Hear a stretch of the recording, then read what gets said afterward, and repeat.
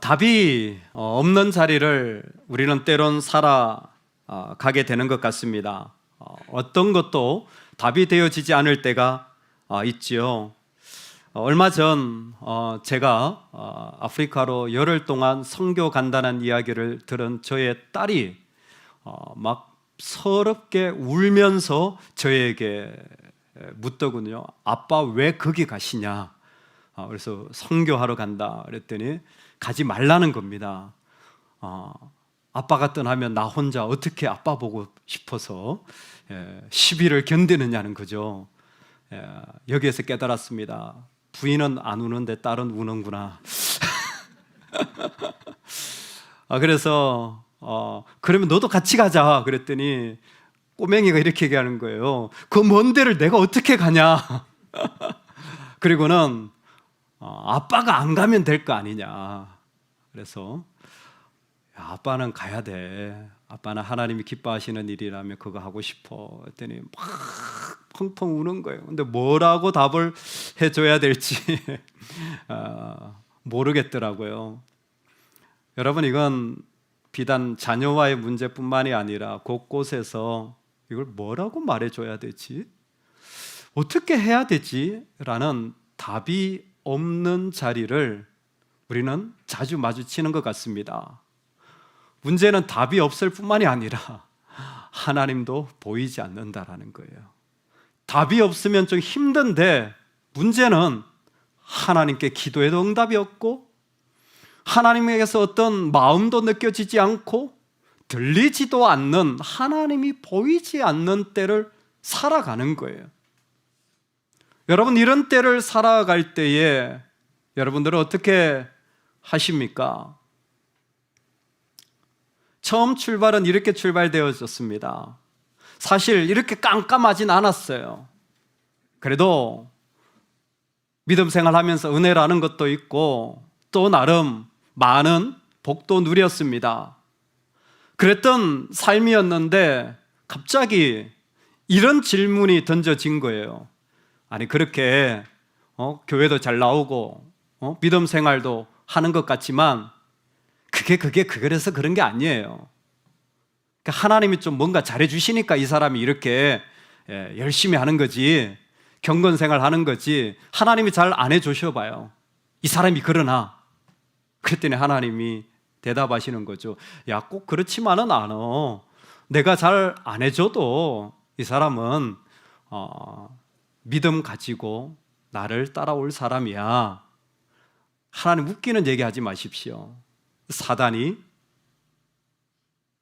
뼈아픈 질문을 하나 합니다. 까닭 없이 하나님을 섬기리까? 이유가 있다는 거예요. 교회 나오는 이유가 있다라는 거예요. 분명히 그 사람한테 이유가 있다라는 거예요. 뭔가 하나님 앞에 받고 싶어서, 뭔가 하나님 앞에 얻을 게 있기 때문에 나오지, 하나님 앞에 얻을 거 없어 봐요 나오나? 아마 그 안에 그 이유가 있는데 그 이유가 사라지면 그 사람 그렇게 믿을 사람 아니에요. 세상 사람들이 다 그렇습니다. 하나님이 아니야 그랬더니 사단과 하나님 사이의 대화가 실제로 욥의 삶에 이루어지는 거죠. 이유가 될 만한 소중한 것들이 사라지는 겁니다. 평생을 일구어 놓고 이루었던 일과 재산이 사라지는 거예요. 내가 사랑했던 가정이 깨어지고 무너지는 것을 두 눈으로 보게 되어집니다. 심지어 내가 너무나 힘들어서 치료가 불가능한 어려운 육체를 가지고 날마다 우울한 어둠을 가지고 살아가야 되는 삶의 자리에 처해지게 되어지는 거예요. 사람들이 말할 수 있는 모든 까닭, 이유라 할 만한 것들이 사라지는 출발점으로 욥의 이야기는 시작되었습니다. 그리고 지금은 하나님도 보이지 않고 답도 느껴지지 않는 상황까지 이르게 되었습니다. 그때 욥의 마음을 한마디로 말하면 내 발이 그의 걸음을 바로 따랐으며 내가 그의 길을 지켜 치우치지 아니하였고 라는 11절의 말씀으로 정리되어질 수 있을 것 같습니다. 한마디로 변함 없다라는 겁니다. 답도 없고 하나님도 보이지 않는데 웬일인지 이 사람이 소중하게 여기던 모든 것은 다 무너졌는데 변함 없는 사람의 모습을 소개하고 있는 것입니다. 이유 없이 주님 따라가실 수 있으시겠습니까? 아니, 하나님 보이지 않는데도 변함 없으십니까? 오늘 말씀은 세 단계로 말씀을 같이 나누고자 하는데 부탁드리기는 제가 짧게 할 테니까 조금 더 집중해서 들어주시면 도움이 될 것 같습니다. 할렐루야. 제가 짧게 할 테니까 집중해서 들어주시기 바랍니다. 아니, 어떻게 하나님이 보이지 않는데 변함없을 수 있죠? 답이 없는데 어떻게 한결같이 따라갈 수 있죠? 라고 묻는다면 우리는 첫 번째로 맞닥뜨리는 장면이 욥기 23장 10절의 말씀입니다. 나를 단련하신 후에는 내가 순금같이, 이전에는 정금같이 나오리라 라는 말씀입니다.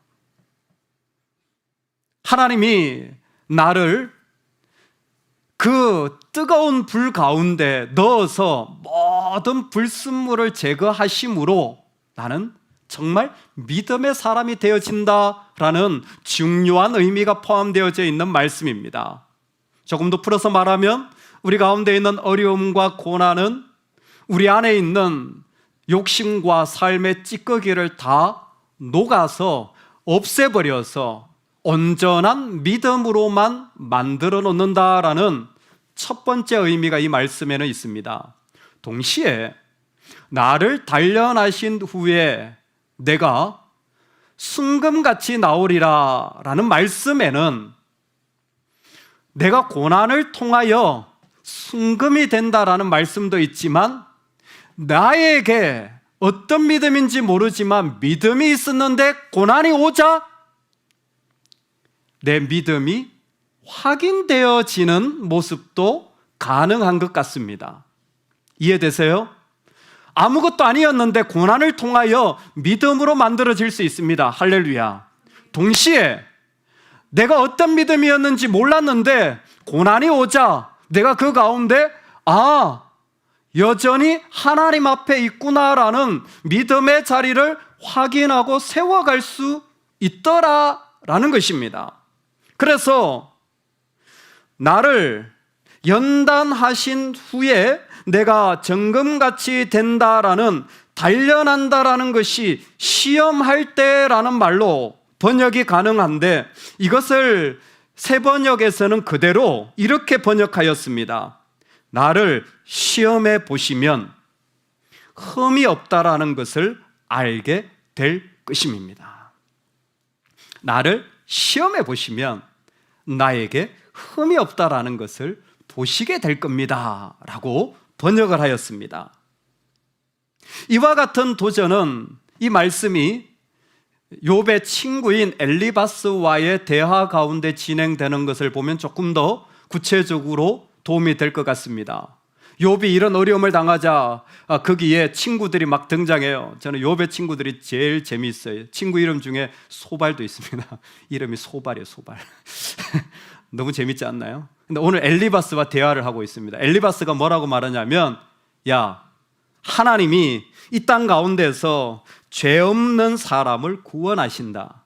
즉 네가 이런 것은 죄가 있기 때문이야. 너도 깨끗하게 되면 구원해 주실 거야 라는 이야기를 하게 되어집니다. 가끔 믿는 사람의 말인데도 절반은 맞고 절반을 틀릴 때가 있습니다. 여러분, 사람들의 말을 너무 귀 기울여 듣지 마시기 바랍니다. 하나님은 죄 없는 자를 구원하십니다. 동시에 하나님은 죄가 있는데도 구원을 이루시는 분이십니다. 우리가 아직 죄인 되었을 때에, 너무 유명한 구절이에요. 사람은 항상 이 구절을 빼놓더라고요.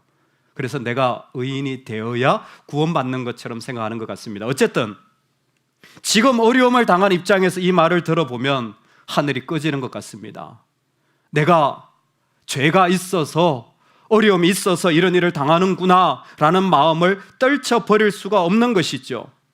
그리고 엘리바스도 그런 의도로 네가 깨끗하게 되면 구원해 주실 거야 라고 말하고 있는데, 거기에 대한 대답을 지금 욥은 하고 있는 겁니다.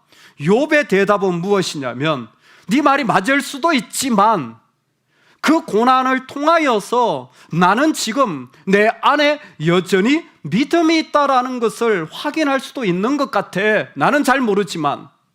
그래서 욥의 답변 속에 나를 단련하신 후에, 즉 시험해 보시면, 하나님이 나를 시험해 보시면 이라는 이 한마디 속에 욥은 수많은 자기의 고백을 해 나가는 거죠.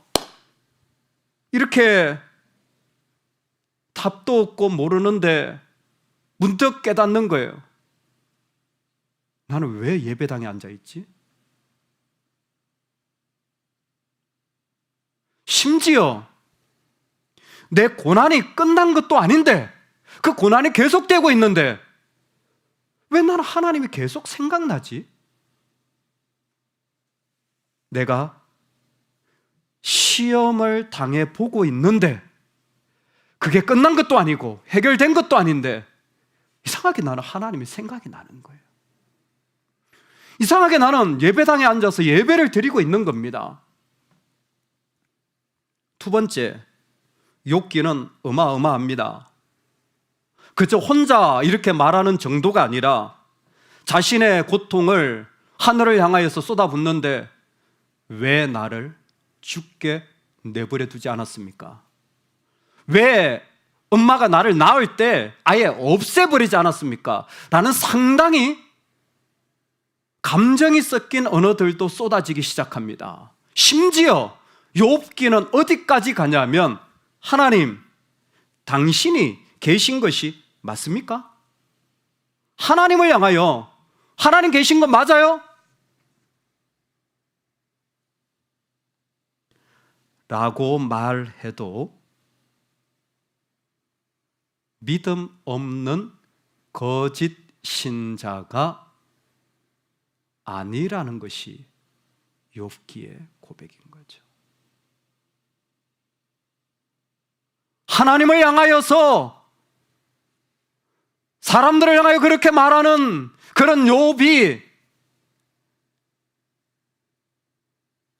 믿음 없는 신자라고 말할 수 없는 것 같다라는 것입니다. 다른 많은 성경, 특별히 시편을 살펴보면 하나님은 편재하십니다. 어디에나 있어요. 특히 139편 같은 곳을 보면요, 하나님은 우리가 깊은 물속에 가도 그곳에 계시고, 하늘 꼭대기에 가도 계시고, 우리가 땅끝에 가도 하나님 거기 계시는 거예요.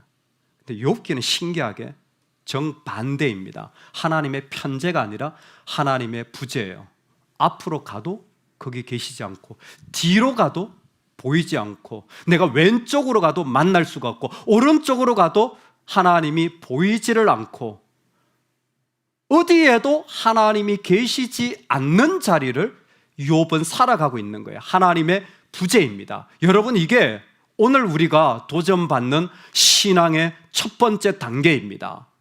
수많은 우리의 신앙생활 속에 찬양을 하건 성경을 읽건 가장 많이 들려지는 말이 하나님의 임재라는 말이에요. 우리 모두가 하나님의 임재를 사모하는데 욥기는 말합니다. 아니야, 너 하나님의 부재를 살아갈 수 있겠니? 하나님의 임재가 아니라 하나님이 없는 자리를 너는 살아갈 수 있겠니? 어마어마한 도전이죠. 앞으로 가도 그가 계시지 않고, 뒤로 가도 보이지 않고, 왼쪽에서 일하시나 내가 만날 수 없고, 오른쪽으로 돌이키시나 배울 수 없도다. 그게 지금 내 상황인 거예요. 하나님의 부재, 하나님이 계시지 않는 곳에서 여전히 믿는 자로 살아갈 수 있니? 묻는다면 나를 시험하시고 단련하시는 때라도 주님이 나에게 주신 길을 나는 걸어가고자 합니다. 나는 변하지 않습니다. 여러분, 이 은혜가 있기를 소망합니다. 하나님이 부재하신 자리에서 변함없을 수 있는 그 믿음을 나는 모르지만 그 안에 고난을 닥치고 어려움을 닥칠 때마다 웬일인지 자꾸 하나님께로 나아가는 거예요. 점점 더 하나님을 찾게 되어지는 거예요. 그 마음이 욥기의 출발이었습니다. 그렇다면 하나님이 계시도 시원찮은데, 하나님이 계셔도 느껴져도 시원찮은데 하나님 부재하신 삶이 도대체 왜 필요한 겁니까? 묻는다면 여러분, 우리가 이 땅에 살아가는 신앙의 핵심은 하나입니다. 하나님께 영광을 올려드리는 것이죠. 이걸 조금 더 쉽게 말하면 하나님을 알아가고 만나는 것입니다.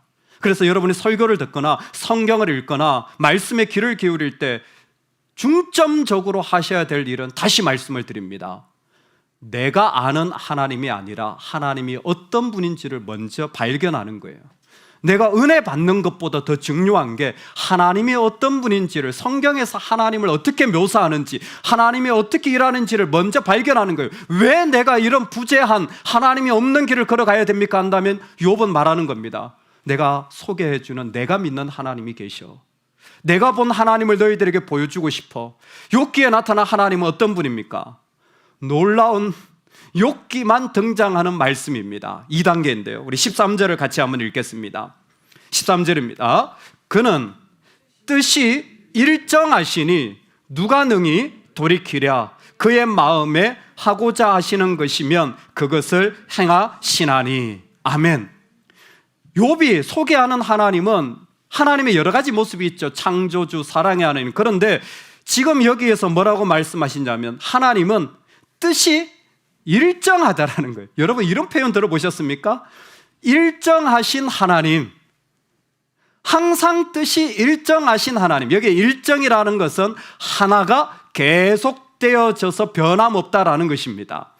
하나님은 그 뜻이 바뀌지 않고 하나로 계속되어진다라는 거예요. 그 의미를 오늘 본문에서는 조금 더 그대로 설명했는데, 누가 능히 돌이키랴, 즉 사람이 이 땅의 것들이, 어떤 것들이 돌이킬 수 없는, 타협할 수 없는 분이라는 거죠. 이게 사람에게는요 되게 매몰찬 얘기예요. 사람이 타협이 없고요, 그냥 그 길로 쭉 가는 사람은요 피곤합니다. 옆에서 말할 건덕지가 없잖아요. 되게 매정하고.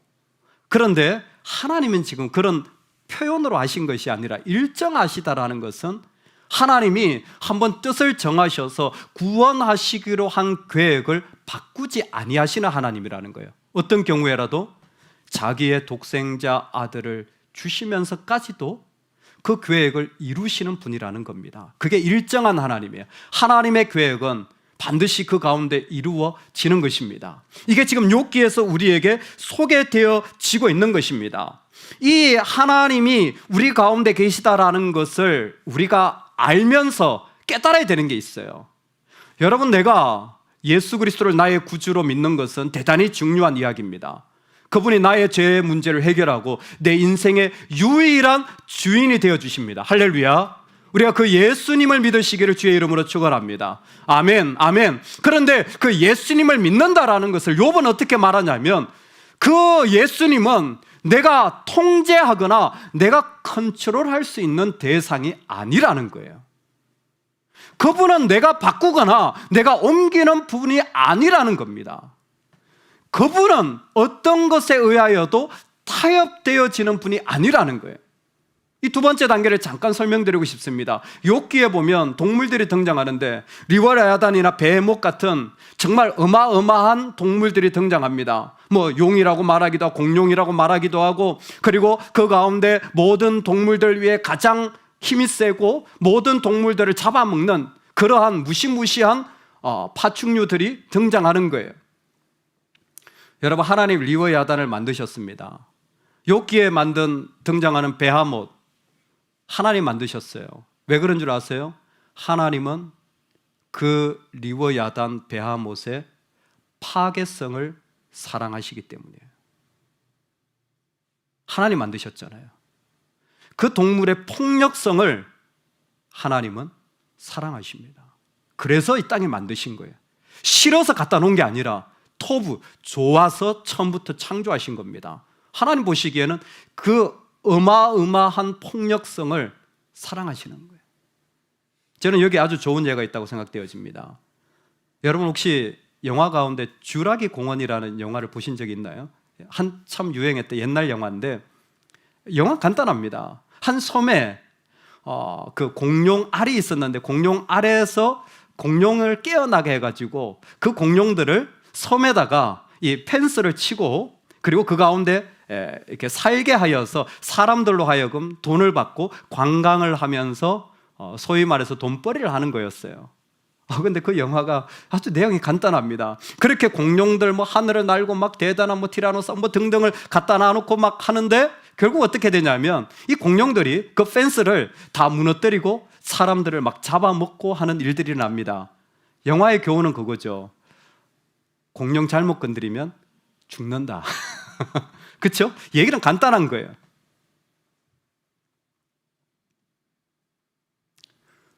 여러분, 우리는 공룡을 컨트롤하는 게 쉽지 않다라는 게 영화가 주는 도전이에요. 자연에 대한 시사라고 말하더군요.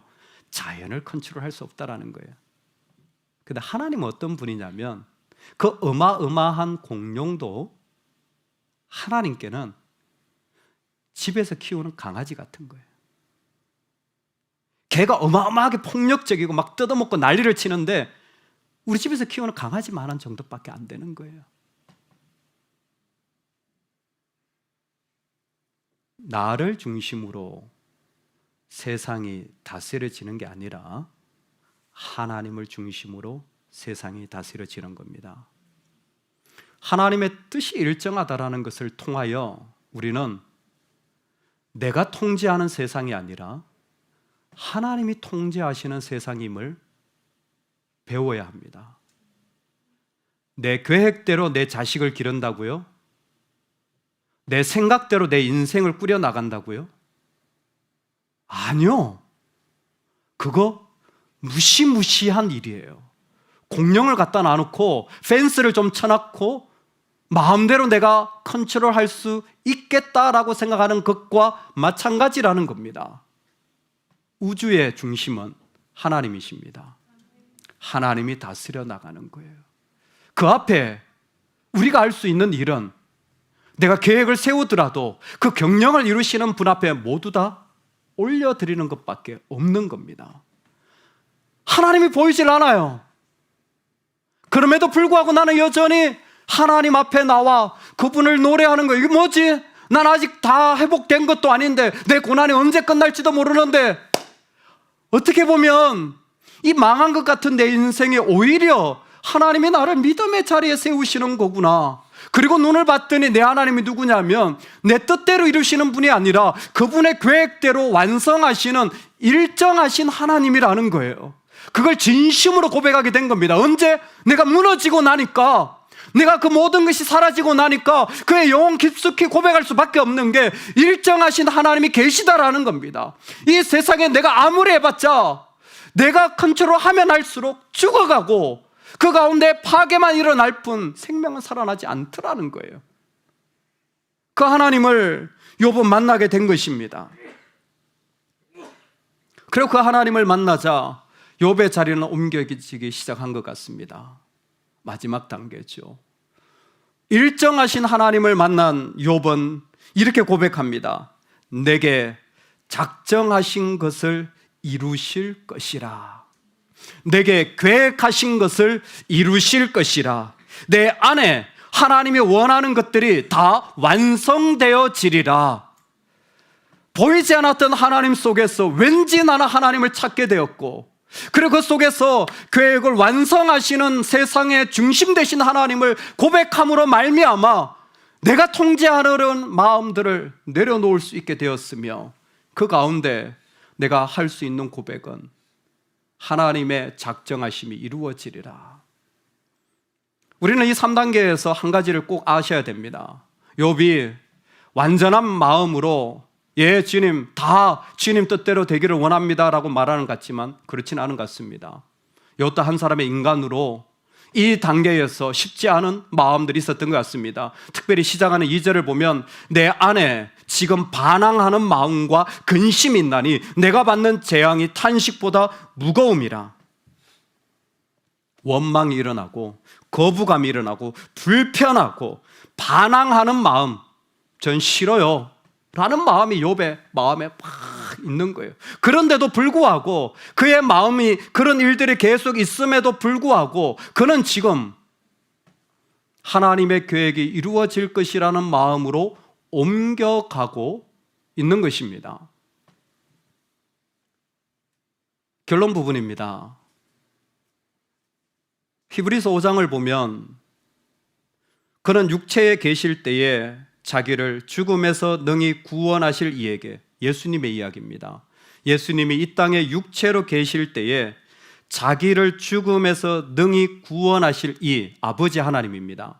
아버지 하나님에게 심한 통곡과 눈물로 간구와 소원을 올렸고 라고 묘사하고 있습니다.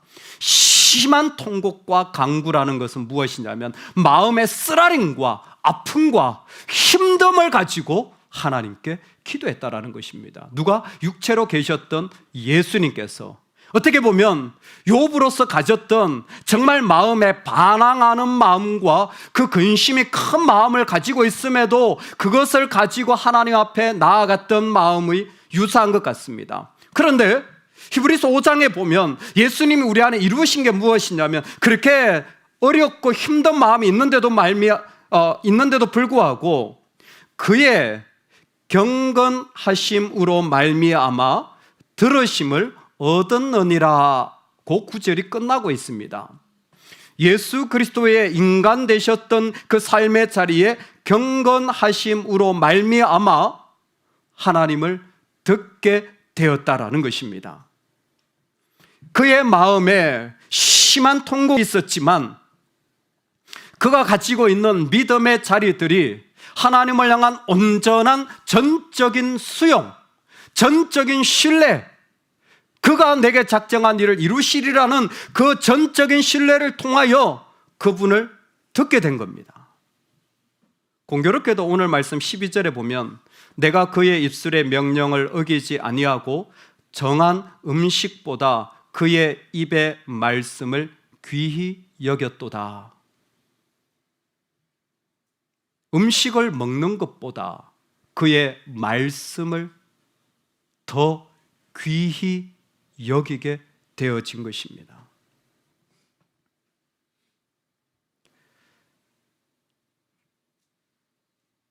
하나님을 사랑한다는 말입니다. 음식, 내 삶의 소중한 것보다 더 그 입의 말씀을 귀히 여긴 거예요. 그분을 사랑하면 그분의 말이 소중하게 다가오는 겁니다. 이해할 수는 없지만 그 안에 깊이 사랑하는 마음을 욥은 가지고 있었던 것 같습니다. 그러기에 전적으로 그분을 수용할 수 있는 자유함을 누린 거예요. 베드로서로 보면 놀랍습니다. 여러분 아시죠? 베드로? 그는 주님을 사랑했던 제자였습니다. 하지만 주님을 배신했던, 떠났던 제자이기도 하였습니다. 그가 목회를 합니다. 베드로가 보기에 신기한 일이 일어났어요. 베드로가 볼 땐 상상할 수 없는 일이 일어났습니다. 주의 명령을 따라서 사도가 되어가지고 목회를 하는데 성도님들이 주님을 사랑하는 거예요. 근데 그것을 베드로서에서는 뭐라고 표현했냐면 너희가 주님을 보지 못하였으나 사랑하는도다. 난 봤거든요. 베드로는 난 주님을 똑똑히 본 사람이에요. 나는 주님과 같이 말도 했던 사람이에요. 그런데 나는 부인했었거든요. 그런데 어떻게 예수 그리스도의 부활 이후에 일어난 일이 뭐냐면 주님을 보지도 못했고 주님과 말도 한마디 섞지 않았는데 주님을 사랑하는 자들이 일어난 거예요. 할렐루야. 믿음의 백성들이 이 땅을 살아가며 일어나는 일이 무엇이냐면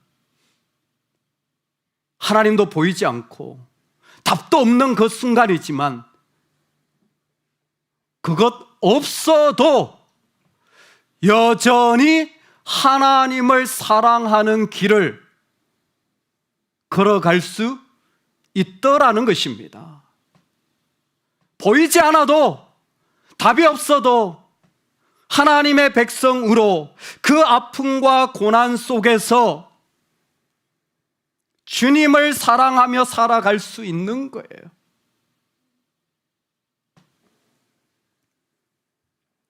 16세기 프랑스란 나라의 크리스찬들을 위그노라고 불렀습니다.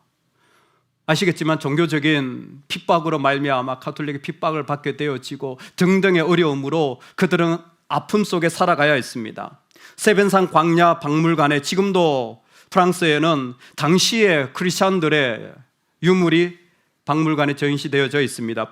루이 14세가 약속했던 낭트 칙령이 무효화되어지면서 이들은 그 속에서 크리스찬으로서 예배할 자유를 빼앗기게 됩니다. 예배할 자유를 빼앗기자 숨어서 당시의 그리스도인들은 예배하기 시작합니다. 그런데 그 일이 들켜지기 시작해요. 숨어서 예배를, 하나님을 사랑하는 마음으로 예배를 드리는데 잡히게 되어집니다. 잡히게 되면 어떤 일이 일어나냐면 갤릿은 아시죠? 큰 나무로 만든 그 배의 지하에 평생을 노젓는 노예로 팔려나가게 되어집니다. 알았어요. 잡히면 평생을 노예로 노젓는 삶을 살아야 된다는 걸 알지만 그들은 예배의 자리를 포기할 수 없었습니다. 예배드리고 잡혀가고 예배드리고 내 자식이 노예가 되고 예배드리고 내 가족이 다 노예로 팔려나가도 여전히 예배를 하나님 앞에 드리며 나아가는 자들이 일어났어요. 갤리선의 삶은 영화에서 본 노예의 삶과 똑같았던 것 같습니다. 사람들을 지하에 넣어놓고 거기에 고리를 하나 만들어 놓고 쇠사슬을 쭉 이어서 사람들마다 착고를 채워서 새로 만든 수갑 있죠. 그것을 발에다 채워놓고는 쇠줄로 하나로 쭉 있는 겁니다. 사람들은 움직일 수가 없습니다. 그리고는 평생을 죽을 때까지 자기가 맡은 노를 저어가는 거예요. 근데 그 박물관에 그와 같이 평생을 살았던 크리스찬 노예들의 그런 유물들이 그 배도 그 착고도 그리고 쇠스랑도 있는데 그게 그들이 잡았던 노도 적혀 그곳에 있는 거예요. 그 노예, 한 그리스도인 노예의 고백이 그렇게 새겨져 있습니다. 나를 맨 사슬은 그리스도의 사랑이다. 그 노예에다가 글자를 새긴 거예요. 자기 눈에 보이는 내 발에 쇠사슬이 묶여져 있는 것을 보면서 내 안에 있는 해결되지 않는 답이 없는 일을 보면서 그 일이 어떻게 될지 뻔히 보여서 기도했지만 응답이 되어지지 않는 그 자리를 보면서 나를 맨 사슬은 그리스도의 사랑이다. 내가 어떤 자리에 매여도 주님을 사랑하는 이 마음을 버릴 수 없는 겁니다.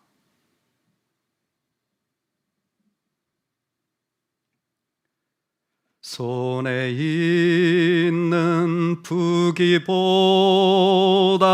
주를 더 사랑하는가?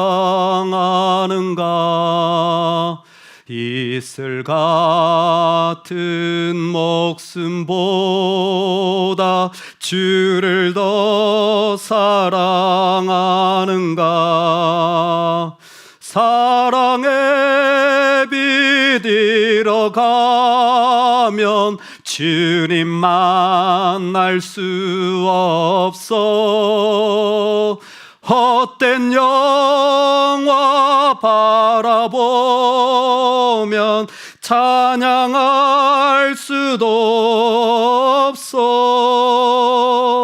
잠시 머물 이 세상은 헛된 것들 뿐이니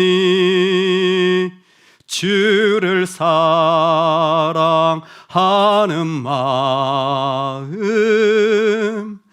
금보다도 귀하다 금물결이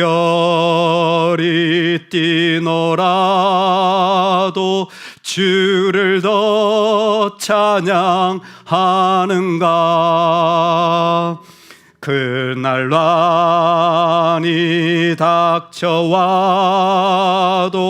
주를 더 찬양하는가 깊은 잠에 빠진 영혼 주님 만날 수 없어 근심 걱정 많은 자는 찬양할 수도 없어 잠시 머물 이 세상은 헛된 것들 뿐이니 주를 사랑하는 마음 금보다도 귀하다.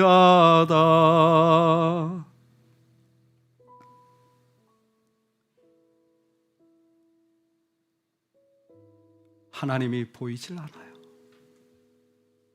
답이 없어요.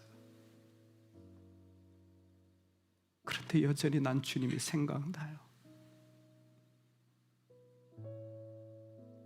사랑입니다.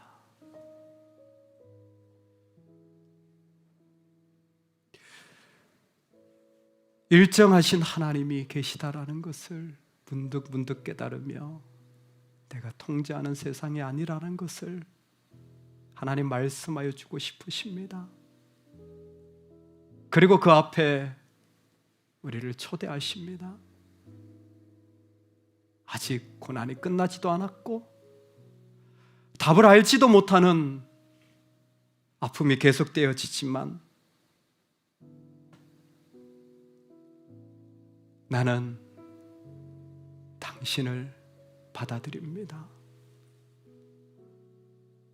전적으로 당신을 신뢰하며 사랑하는 걸음을 멈출 수가 없습니다. 그래서 끊임없는 쓰라림이 나오는 마음을 이끌고 그분을 들으며 그분을 또 들으며 살아가는 자리로 세워가는 것입니다. 사랑하는 여러분, 이젠 주님이 부재하신 자리를 살아가는 법도 세워가면 좋겠어요. 응답이 없고 변화가 없는 자리를 살아가는 길도 걸어가시면 좋겠습니다. 여전히 내 주님을 사랑하며 나를 맨 사슬은 이 문제와 고통이 아니라 그리스도의 사랑이니라. 그리스도의 사랑이 나를 이끌고 가시는 줄로 믿습니다. 그 마음만이 우리 삶이 되기를